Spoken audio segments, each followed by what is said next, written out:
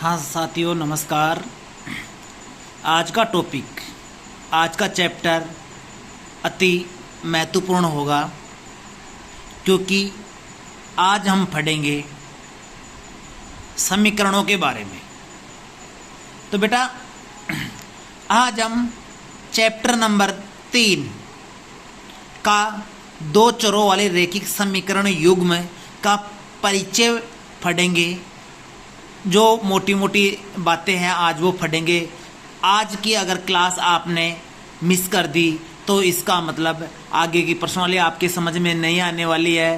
तो आप आज की प्रश्नावली को इम्पोर्टेंस देकर आज की प्रश्नावली का वीडियो ज़रूर से ज़रूर देखें और ज़्यादा से ज़्यादा इसका अध्ययन करें, जिससे आपकी प्रश्नावली पढ़ने में आपको आसानी रहे। तो सबसे पहले हम स्टार्ट करते हैं, शुरुआत करते हैं दो चरों वाले रैखिक समीकरण युग्म। नाम से पता लगना चाहिए, मैं आपको पहले भी कई बार कह चुका हूं कि नाम से पता लगना चाहिए कि यह शब्द क्या कह रहा है, इसकी क्या डेफिनेशन है। बेटा, दो का मतलब जानते हो, दो चर वाले रैखिक समीकरण युग्म। कहने का मतलब दो चर मैं समझाऊंगा आपको। चर और अचर दो ऐसे मान होते हैं वाले रैखिक समीकरण। रैखिक समीकरण आपको समझा चुका हूं कि जिसकी कितनी घात हो, एक घात हो। जिसकी कितनी घात हो, एक घात, उसको रैखिक समीकरण कहते हैं। युग्म का मतलब है जोड़ा, दो समीकरण हो। कहने का मतलब दो चर वाले, दो चर जैसे चर ABCD के अक्षर होते हैं, वो चर कहलाते हैं जिनका मान बदलता रहता है। हर समीकरण में चर का मान बदलता रहता है, परिवर्तन होता रहता है, उसे चर कहते हैं। ठीक है। और अचर किसे कहते हैं? वे मान जिनका मान स्थिर रहता है, मतलब परिवर्तन नहीं होता है, उसे अचर कहते हैं। तो दो चर ABCD की कोई से भी दो अक्षर हो सकते हैं, जैसे AB हो गया, XY हो गया या ST हो गया। जो भी कोई से भी ABCD के 26 अक्षर होते हैं, उसमें से कोई से भी दो अक्षर के हमें अलग अलग अक्षरों के समीकरण मिलेगा।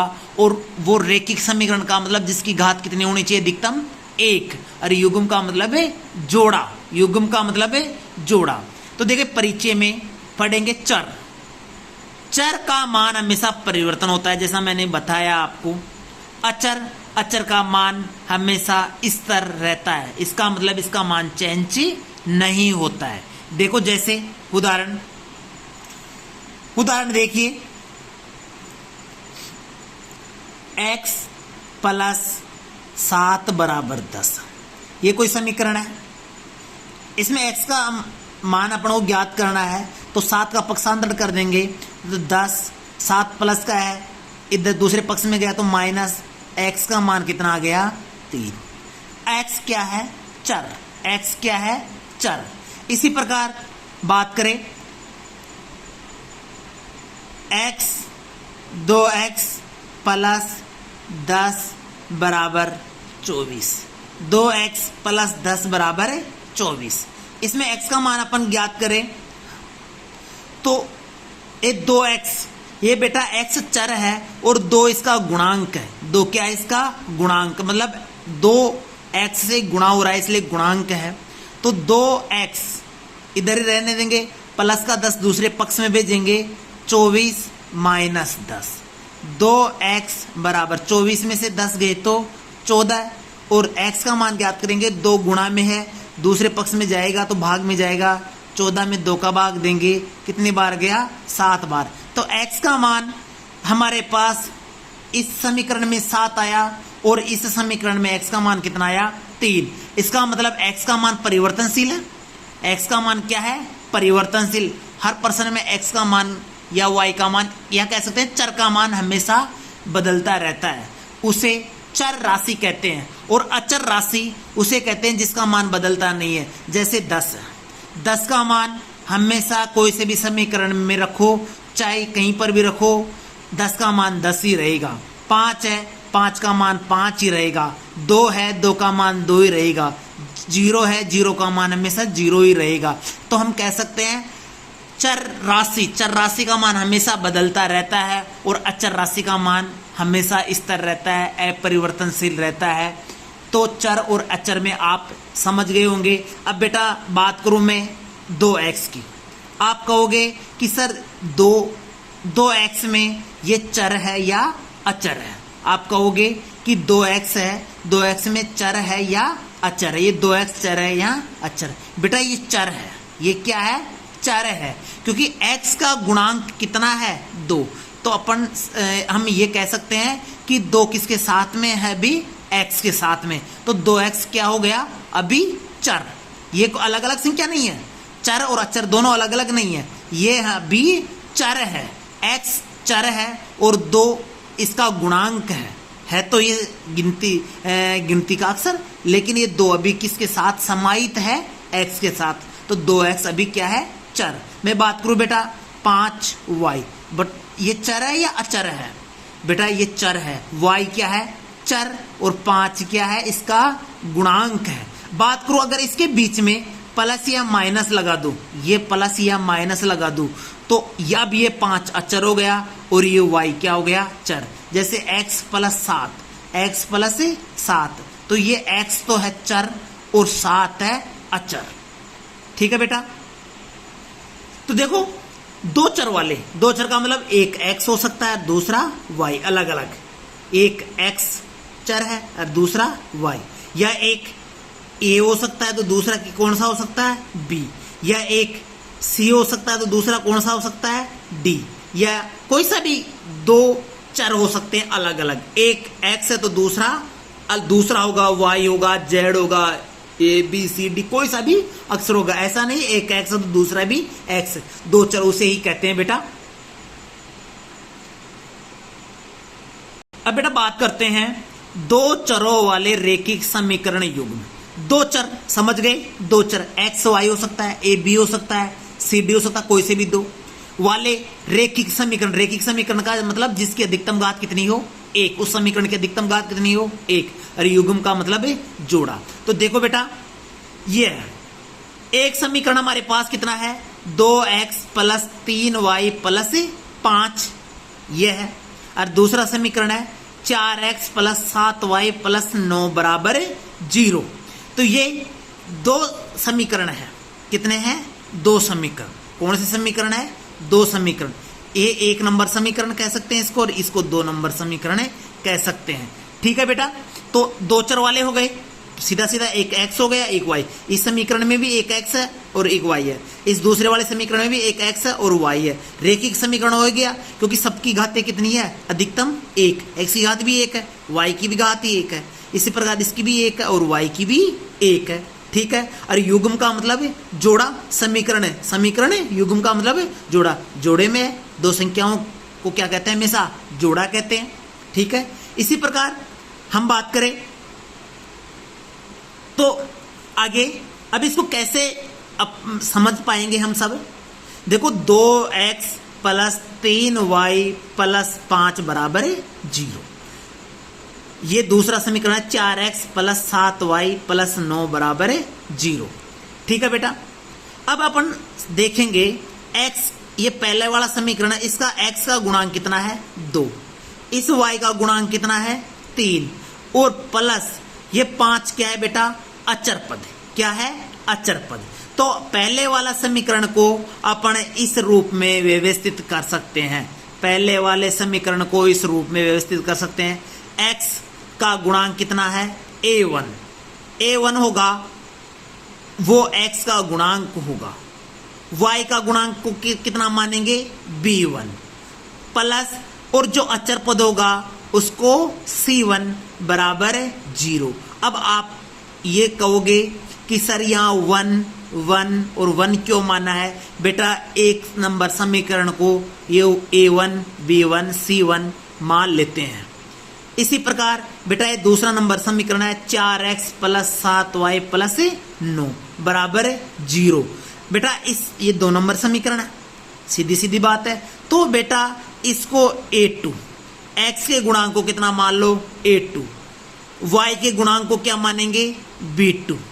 और अचर पदों क्या मानेंगे C2। अगर इसको भी A1 B1 C1 माने और इसको भी A1 B1 C1 माने तो बेटा कंफ्यूज हो जाएंगे कि कौन सा समीकरण का कौन सा गुणांक है। इसलिए कोई से भी आप समीकरण इसको 1 मानोगे तो A1 B1 C1, इसको 2 मानेंगे तो A2 B2 C2।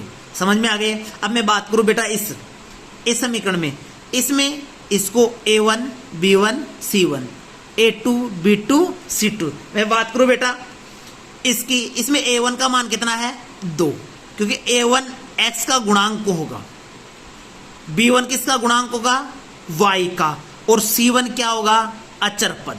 इसी प्रकार दूसरे समीकरण में A2 किसका गुणांक होगा x का, B2 किसका गुणांक होगा y का, और C2 किसका गुणांक होगा अचर पद का।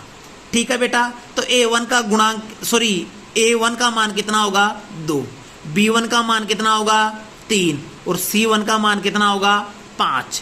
इसी प्रकार बेटा A2 का मान कितना होगा 4, B2 का मान कितना होगा 7 और C2 का मान कितना होगा 9। ठीक है बेटा, तो हम A1 B1 C1 A2 B2 C2 का मान निकालना सीख गए हैं।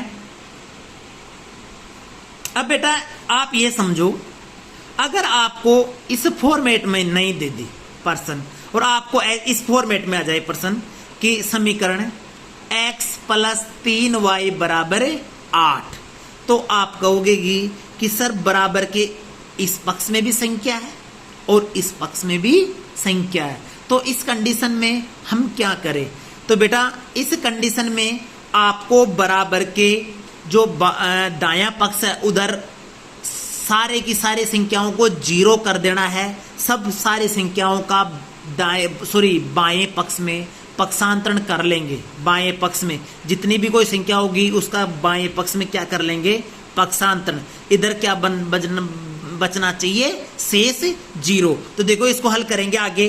देखो x इस पक्ष की संख्या को तो वैसे के वैसे रख दो, x प्लस 3y। अब 8 प्लस का है, इधर इस पक्ष में जाएगा तो किसका हो जाएगा माइनस का 8। अरे बराबर है तो बराबर, इधर क्या बचा 0, कोई संख्या बची नहीं है। तो बेटा अब ये हमारा इस फॉर्मेट में आ गया A1 x plus B1y plus C1 बराबर 0। अगर ये फॉर्मेट है, सपोज करो ये कोई प्रश्न था, इसका पहला समीकरण ये था, दूसरा समीकरण ये है, इसको कैसे रूप में बदलेंगे। तो बेटा हम देखेंगे कि बाएं पक्ष में तो केवल एक पद है और दाएं पक्ष में कितने पद है 2।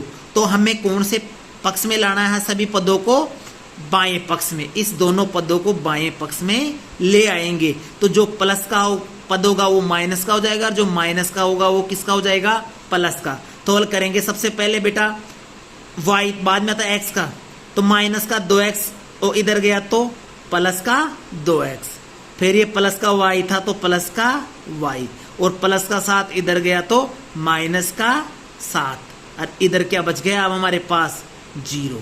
तो बेटा ये भी हमारा इस फॉर्मेट में आ गया A2x plus B2y plus C2 बराबर 0। तो हम कह सकते हैं बेटा कि इसमें A1, अब देखो x का गुणांक कितना है, कोई गुणांक नहीं, इसका मतलब कितना गुणांक मानते हैं 1, y का गुणांक कितना है 3, और अचर पद कितना है बेटा -8 है। बेटा 8 नहीं है क्योंकि इसके आगे किसका चिन्ह है माइनस का है, इसलिए अचर पद कितना है -8। तो बेटा A1 का मान तो कितना हो गया 1, A1 का मान 1, B1 का मान 3 और C1 का मान -8। Very good.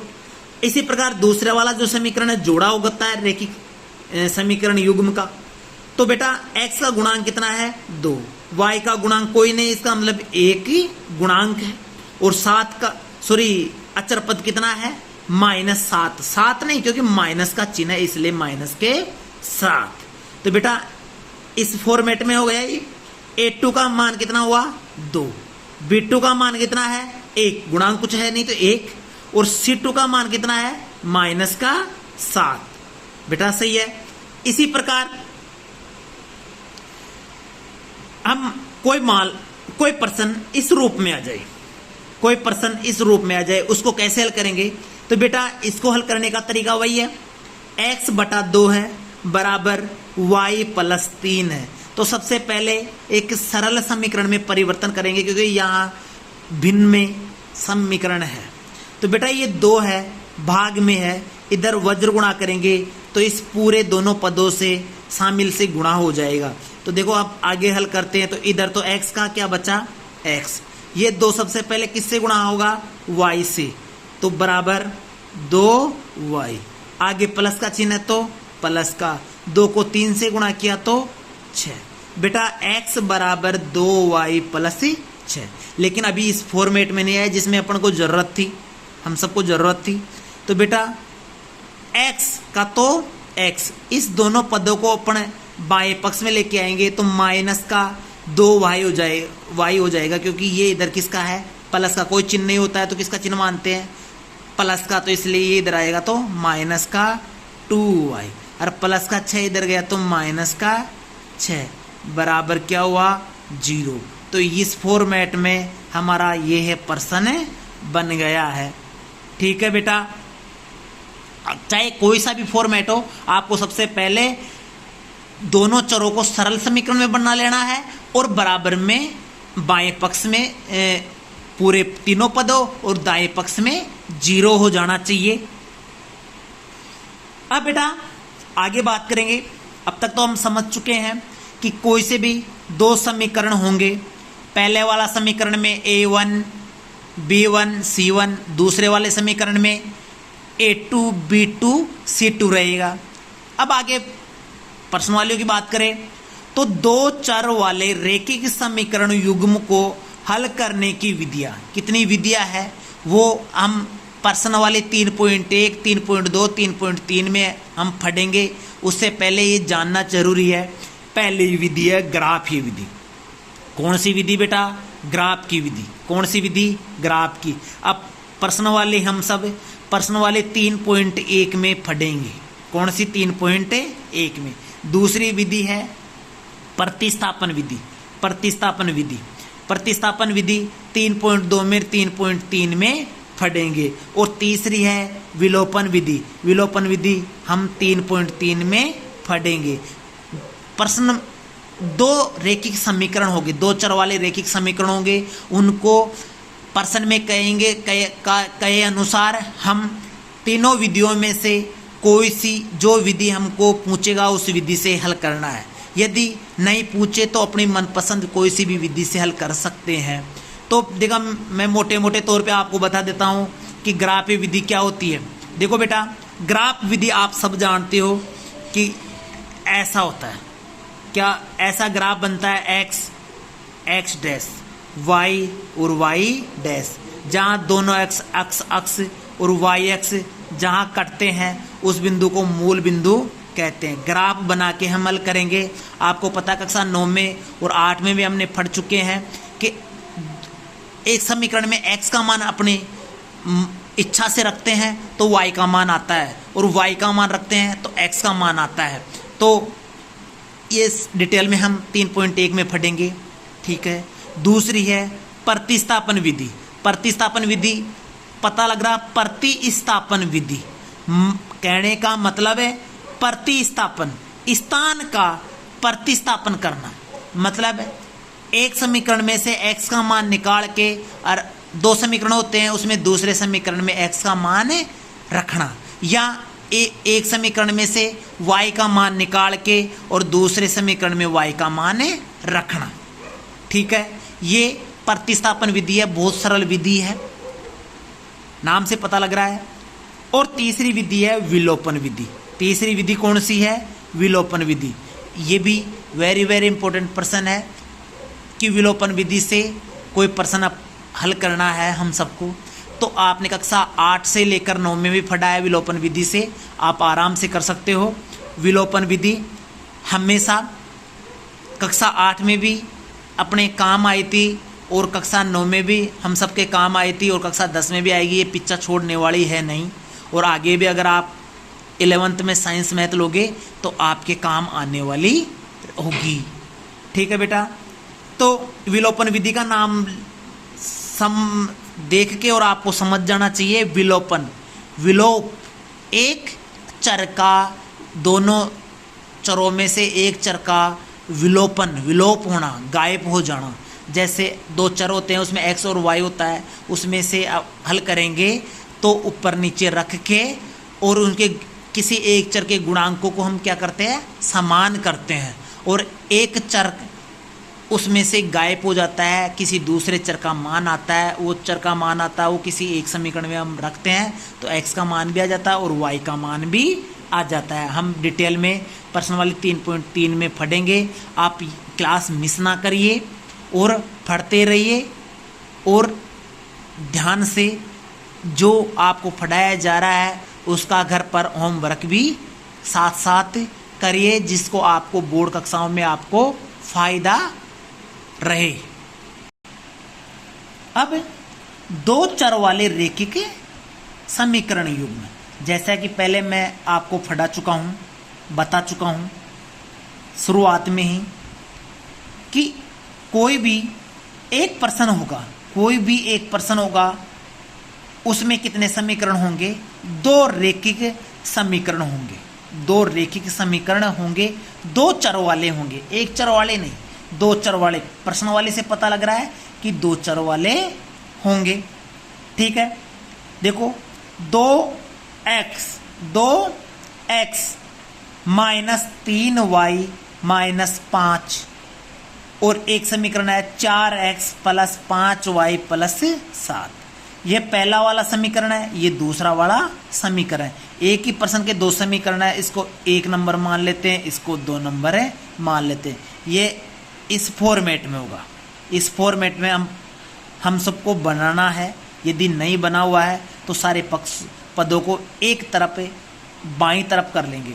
देखो a1x, x का गुणांक कितना है a1, तो यहाँ x का गुणांक कितना है 2, तो a1 का मान कितना आया 2।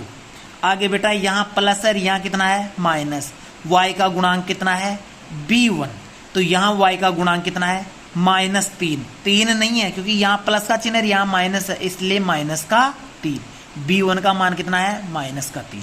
इसी प्रकार बेटा c1 अचर पद, c1 अचर पद, इसका मान कितना है माइनस का 5, माइनस का 5। Very good. आगे बेटा दूसरा समीकरण है, क्योंकि a1 b1 c1 तो आपको बता चुका हूं, क्योंकि पहले समीकरण के जो गुणांक है इसको a1 b1 और c1 नाम देते हैं। इसी प्रकार बेटा दूसरा समीकरण है 4x प्लस 5y प्लस 7। ठीक है, इसको इस रूप में लिखते हैं a2x plus b2y plus c2। x का गुणांक कितना है a2, तो x का गुणांक कितना है 4, तो a2 का मान कितना है 4। इसी प्रकार b2 का मान कितना है 5 और c2 का मान कितना है 7। बेटा इसमें हम सब लिखेंगे a1 का मान हमारे पास कितना है 2, पहले वाले समीकरण में a1 b1 c1, दूसरे वाले समीकरण में a2 b2 c2। ठीक है बेटा, a1 का मान कितना है 2, b1 का मान कितना है माइनस 3 और c1 का मान कितना है माइनस 5। इसी प्रकार बेटा a2 का मान कितना है 4, b2 का मान कितना है 5 और c2 अचर पद का मान कितना है 7। ये मान आपको याद करनी है, कर लिया हम सब ने याद। तो ये है एक सीधा सीधा हमारा दो चरों वाले रेखिक समीकरण युग्म का जो डिटेल में हो गई। हम बात करेंगे अब वेरी वेरी इंपॉर्टेंट पर्सन होंगे इस सारणी से। बेटा यह सारणी आपके लिए वेरी वेरी इंपॉर्टेंट होने वाली है, वेरी वेरी इंपॉर्टेंट। इसमें से कम 2 से 3 पर्सन एक नंबर के 2 नंबर के आएंगे। बोर्ड परीक्षा हो, चाहे हाफ ईयरली एग्जाम हो, चाहे टेस्ट हो, कोई से भी आपके एग्जाम हो, उसमें इसमें से 100% पर्सन आएंगे और बिल्कुल सरल तरीके से मैं आपको समझाऊंगा कैसे इसको समझ में रटना नहीं है, आपको इसको समझना है, इसको रटना। गणित में रटने की प्रवृत्ति तो छोड़ दो, आपको हमेशा समझना है। देखो बेटा, ये इस समीकरण में अपने a1 b1 c1 का मान, a2 b2 c2 का मान। अब मान लो a1 बटे a2, a1 बटे a2, इसको बेटा a1 का अनुपात a2 भी बोलते हैं, a1 a2 का अनुपात भी बोलते हैं। जो बटे में होती है उसको अनुपात में भी बोलते हैं। जरूरी नहीं है अनुपात का ये चिन्ह लगाए, a1 अनुपात a2 नहीं, a1 अनुपात a2 भी इसको क्या बोलते हैं, a1 बटे a2 भी बोल दो, चाहे a1 अनुपात a2। अब इसमें मेरे को बताओ आप, a1 का मान कितना था 2, तो 2 रख दिया, a2 का मान कितना था 4, 4 रख दिया। इसको सरल कर लो, 2 एकम में 2 और 2 दूनी 4, a1 बटे a2 का मान कितना आया 1/2। इसी प्रकार बेटा b1 बटे b2 या b1 अनुपात b2, b1 का मान कितना है -3 और b2 का मान कितना है 5, -3/5। ये सरल नहीं हो रहा क्योंकि -3 और 5 कटने ही नहीं, तो -3/5 होगा। c1 बटे c2, c1 का मान कितना है -5 और c2 का मान कितना है 7, तो c1 और बटे c2 का मान -5/7 हो गया, b1 बटे b2 का मान -3/5 हो गया और a1 बटे a2 का मान कितना है 1/2 आ गया। ये बात आपके समझ में आ गई। ये सारणी में वेरी वेरी इंपॉर्टेंट काम आने वाली है। अब देखिए सारणी है, ये तो समीकरण है, ये 2 समीकरण है, 1 2 समीकरणों से एक प्रश्न बनता है। ये a1 बटे a2 का मान है, b1 बटे b2 का मान है, c1 बटे c2 का मान है। ये अनुपातों की तुलना है कि बराबर है कि नहीं है। ये ग्राफ की विधि से डायरेक्ट अपन पता करना है बिना प्रश्न हल किए, इस मानों से कि कैसे ग्राफ की विधि में होगा, और ये बीजगणितीय निरूपण है। ठीक है बेटा, तो अब बताओ इसमें ये 1 नंबर समीकरण है, ये 2 नंबर है समीकरण मान लेते हैं। अब बेटा ये बताइए आप, x -2y बराबर 0। दूसरा समीकरण है 3x + 4y - 20 बराबर 0। इसमें बेटा a1, पहले वाला समीकरण a1 का मान कितना है 1 और a2 का मान कितना है 3। a1 का मान 1 है और a2 का मान कितना है 3, तो a1 का मान 1 बटा a2 का 3, 1/3, a1 बटे a2 का मान आ गया। ठीक है, इसी प्रकार बेटा b1 का मान कितना है -2, y का जो गुणांक होगा पहले समीकरण में वो b1 का मान होगा, b1 का मान -2 और b2 का मान +4। तो बेटा b1 का मान -2 और इसका मान 4 है। इसको अगर सरल करें हम तो 2 एकम में 2 और 2 दूनी 4, मतलब इसको और सरल करें तो -1/2। इसी प्रकार बेटा बात करें अचर पद कोई है नहीं इसमें, तो जिसमें अचर पद होगा नहीं उसको क्या मानेंगे 0। तो c1 का मान तो कितना हो गया 0 और c2 का मान कितना हो गया -20। तो c1 का मान तो 0 और c2 का मान -20, 0 बटे -20। अब हम देखेंगे ये वेरी इंपॉर्टेंट है कि अनुपातों की तुलना कर रहे हैं। तो a1 बटे a2, ये a1 बटे a2 का मान ये है, b1 बटे b2 का मान कितना -1/2। तो क्या 1/3 और -1/2 समान है? ये दोनों समान नहीं है ना। a1 बटे a2 का मान और b1 बटे b2 का मान, दोनों का मान समान है क्या? नॉट इज इक्वल टू, समान नहीं है। तो इस कंडीशन में प्रतिच्छेद करती रेखाएं होगी। ग्राफ में यदि ग्राफ की विधि से हल करेंगे तो प्रतिच्छेद रेखाएं होगी। कौन सी रेखाएं होगी? प्रतिच्छेद रेखाएं। वो समझाऊंगा प्रतिच्छेद रेखाएं, संपाती रेखाएं और समांतर रेखाएं कैसे कैसे होती है, वो आप मैं सबको समझाऊंगा। और बात करें बेटा केवल बीजगणित, केवल एक हल होगा, अद्वितीय हल, या तो प्रश्न में आ जाए एक केवल एक हल या अद्वितीय हल, केवल एक हल या अद्वितीय हल। ठीक है बेटा, इस कंडीशन में a1 बटे a2 बराबर या not is equal to b1 बटे b2, राइट। अब दूसरी कंडीशन है, दूसरा रेखा युग्म आ जाए 2x प्लस 3y माइनस का 9 बराबर 0, 4x प्लस 6y माइनस का 18 बराबर है 0। a1 का मान कितना है 2, a2 का मान कितना है 4, तो a1 बटे a2 2 बटा 4। इसको अगर सरल करे तो 2 एकम है 2 और 2 दूनी 4, 1 बटा 2। इसी प्रकार b1 बटे b2 सरल करे 3, b1 का मान 3 और b2 का मान है 6, तो 3 एकम है 3 और 3 दूनी 6, 1 बटा 2। ठीक है। इसी प्रकार c1 बटे c2, c1 बटे c2 रखेंगे, c1 का मान -9 और c2 का मान -18, तो 9 एकम है 9 दूनी 18, माइनस से माइनस ही कट जाएगा, तो 1 बटा 2। देखो a1 बटे a2 का मान भी 1 बटा 2, b1 बटे b2 का मान भी 1 बटा 2 और c1 बटे c2 का मान भी 1 बटा 2। तो a1 बटे a2 बराबर b1 बटे b2 और बराबर c1 बटे c2। ये अगर ये कंडीशन आ जाए हमारे पास a1 बटे a2, b1 बटे b2 और c1 बटे c2, तो 2 रेखाएं होगी। इसमें कितनी रेखाएं? 2 पर समीकरण की 1 रेखा बनती है, 1 समीकरण 1, 2 समीकरण की 2। तो बेटा दोनों रेखाएं संपाती होगी। संपाती मैं समझाऊंगा, संपाती रेखाएं किसे कहते हैं। प्रतिच्छेद तो समझते हो, एक दूसरे को काटती है उसको प्रतिच्छेद करते हैं, और संपाती रेखा एक रेखा पर ही दूसरी रेखा स्थित हो, हमें पता ही नहीं चले कि इसमें एक रेखा है या 2 रेखा है, उसे संपाती कहते हैं। और ये भी बेटा संगत होगी, ये भी कौन सी होगी? संगत होगी। कौन सा हल होगा इसका? संगत हल।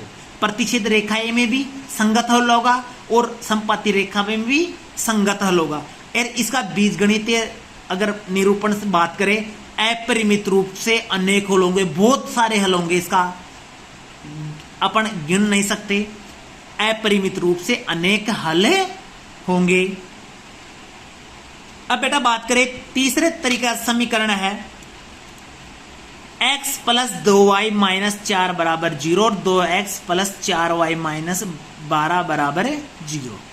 a1 का मान 1 है, a2 का मान 2 है, a1 बटे a2 1 बटा 2, b1 का मान 2 है और b2 का मान 4, 2 बटा 4। सरल कर देंगे, 2 एकम है 2, 2 दूनी 4, इसका मान 1 बटा 2 आ गया। इसी प्रकार बेटा c1 का मान 4 है और c2 का मान -12, तो माइनस से माइनस गए, 4 एकम 4, 4 दूनी 8, 4 तिया 12, 1 बटा 3। तो बेटा 1 बटा 2, 1 बटा 2, ये दोनों तो मान बराबर है, लेकिन ये मान बराबर है क्या इससे? 1 बटा 3 1 बटा 2 से नहीं। तो बेटा a1 बटे a2 बराबर है b1 बटे b2, लेकिन b1 बटे b2 बराबर नहीं है c1 बटे c2 के। तो ये ऐसी कंडीशन आ जाए a1 बटा a2 बराबर b1 बटे b2 not is equal to c1 बटे c2, तो रेखाएं कौन सी होगी बेटा? समांतर रेखाएं होगी। और हल कौन सा होगा? असंगत होगा।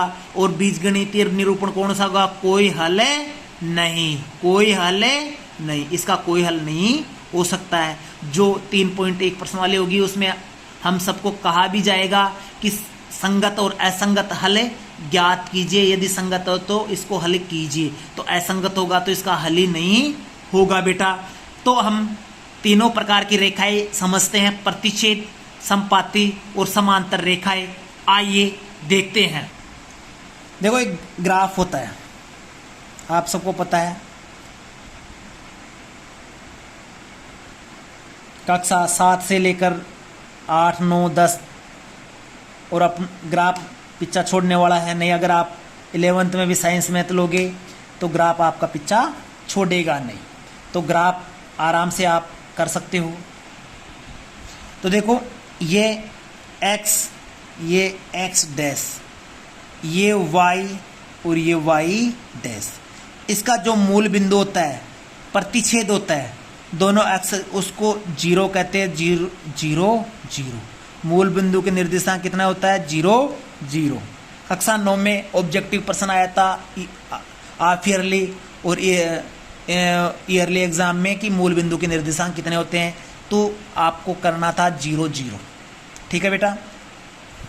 तो देखो ये ग्राफ है, एक समीकरण है, कोई सा भी एक मान लो एक समीकरण है, उसकी रेखा ऐसे बन गए। ये समीकरण है। सपोज करो मैं वैसे ही बता रहा हूँ 2x प्लस 3y प्लस 5, ये कोई समीकरण है, मैं बनाना सिखाऊंगा आपको। ये कोई समीकरण है, उसकी रेखा ये हो गई, ठीक है। एक दूसरा समीकरण है, उसकी रेखा ये हो गई। इस समीकरण है x plus y plus 7। Suppose करो ये एक समीकरण है, इसकी रेखा ये हो गई, ठीक है। ये कौन से बिंदु, इस बिंदु पे प्रतिच्छेद कर रही है, इस बिंदु पे क्या कर रही है, प्रतिच्छेद। प्रतिच्छेद इसे कहते हैं, जब दो रेखाएं प्रतिच्छेद करती है तो इसे हम क्या कहते हैं, प्रतिच्छेद बिंदु कहते हैं। तो इस कंडीशन में हमारा a1 बटे a2 बराबर नहीं होगा b1 बटे b2 के। हम डायरेक्ट ये दोनों समीकरण दे रखे हैं हमको, तो हम बता सकते हैं इसका मान ज्ञात करके बराबर में कि डायरेक्ट की ये रेखाएं क्या होगी, प्रतिच्छेद होगी। क्या होगी, प्रतिच्छेद होगी। आगे हल करने की जरूरत ही नहीं है। और हल कौन सा होगा, संगत हल। कौन सा होगा, संगत हल। संगत हल, संगत और प्रतिच्छेद रेखाएं होगी, ठीक है। बेटा बात करें समपाती रेखा की, तो बेटा ये ग्राफ आप सबको पता है, ग्राफ तो ऐसा होता ही है, y डैश x डैश और x 0 0, ठीक है। मान लो एक आपके पास x प्लस 2y बराबर प्लस का 4, ये कोई समीकरण है। ये कोई क्या है, समीकरण। इसकी एक रेखा ये हो गई, ये क्या हो गई, रेखा। दूसरा समीकरण है, उसकी रेखा भी इसके ऊपर ही आती है, इसके ऊपर ही आती है। दूसरा कोई समीकरण है, उसका मान लो x प्लस 4y प्लस 7 बराबर 0।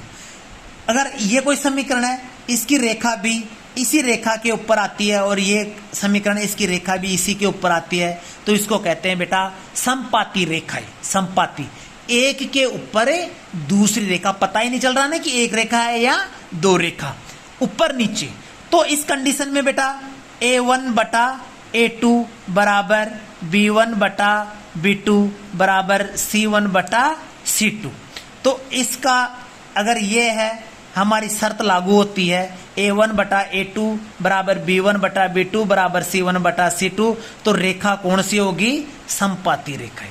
कौन सी रेखाएं होगी, समपाती रेखाएं। और हल कौन सा होगा, संगत हल। संगत हल का मतलब है या तो बराबर हो ही नहीं, या बराबर सभी हो, या तो बराबर नहीं हो, कोई बात नहीं, बराबर नहीं है तो नहीं है, और या फिर बराबर होनी चाहिए। ऐसे नहीं आधे तो बराबर और आधे बराबर नहीं है। तो बात करेंगे आगे समांतर की। बेटा समांतर की बात करें, वही ग्राफ बनेगा, ठीक है। ये y, ये x डैश, y डैश और ये x 0 0। कोई मान लो ये एक रेखा का समीकरण है, y x plus y plus 7। इस समीकरण की ये कोई रेखा है, ठीक है। दूसरा कोई समीकरण है, उसकी रेखा ये है। दूसरा कोई समीकरण है, जैसे 2x प्लस 3y प्लस 5। ये मैं मान रहा हूं ये समीकरण, आप ये मत समझ लेना कि ये सही है, नहीं, मैं तो केवल मान रहा हूं आपको समझाने के लिए। ये कोई समीकरण है, इसकी रेखा ये है। तो बेटा एक रेखा ये है, एक ये रेखा है, ये दोनों रेखाएं एक दूसरे को समांतर है, मतलब इसको अनंत बिंदु तक बढ़ा दे, जब भी एक दूसरे को प्रतिच्छेद नहीं करती है तो इसको समांतर कहते हैं, समांतर रेखाएं। इस कंडीशन में क्या होना चाहिए, a1 बटे a2 बराबर b1 बटे b2 तो हो, लेकिन not is equal to c1 बटे c2। a1 बटे a2 तो सही है और b1 बटे b2 भी सही है, दोनों का मान बराबर है, लेकिन इसका b1 बटे b2 का c1 बटे c2 का मान बराबर नहीं है। तो ये कौन सी रेखाएं होगी, समांतर रेखाएं। समांतर रेखाएं, समांतर रेखाएं। और कौन सा हल होगा, असंगत हल। कौन सा हल होगा, असंगत हल। और इसका कितने हल होंगे, कोई हल नहीं। कितने हल होंगे, कोई हल नहीं, कोई हल नहीं। कोई हल नहीं, कोई हल नहीं। तो बेटा आप समझ गए होंगे, इस सारणी को आप याद कर लो, ज़्यादा से ज़्यादा रट लो, रटने की कोई ज़रूरत नहीं है, समझो। अगर वीडियो को बार बार देखो, अगर आपके समझ में नहीं आ रहा तो बार बार वीडियो को देखिए, एक बार नहीं, 2 बार नहीं, 3 बार नहीं, 10 बार देखो। अगर आपके समझ में नहीं आए तो जब तक आपके समझ में नहीं आए पीछा नहीं छोड़ना है आपको। फिर भी यदि कोई आपको समझ में नहीं आए तो कमेंट बॉक्स में बताइए, मैं और अच्छे से आपको समझाने की कोशिश करूँगा। और कल हम मिलते हैं, हम सब प्रश्न वाली 3.1 की प्रश्न उत्तरी कार्यक्रम में। तो आप इस चैनल को ज़्यादा से ज़्यादा फॉलो एवं सब्सक्राइब करें और चैनल को कमेंट करें, लाइक करें, जिससे आपको नेक्स्ट वीडियो का नोटिफिकेशन आपके मोबाइल पे प्राप्त हो सके और आप पढ़ाई पे ध्यान दें। आप ज़्यादा से ज़्यादा पढ़ाई पर ध्यान दें और आपको बोर्ड परीक्षाओं में अच्छे अंक प्राप्त करने हैं। जय हिंद, जय भारत, धन्यवाद।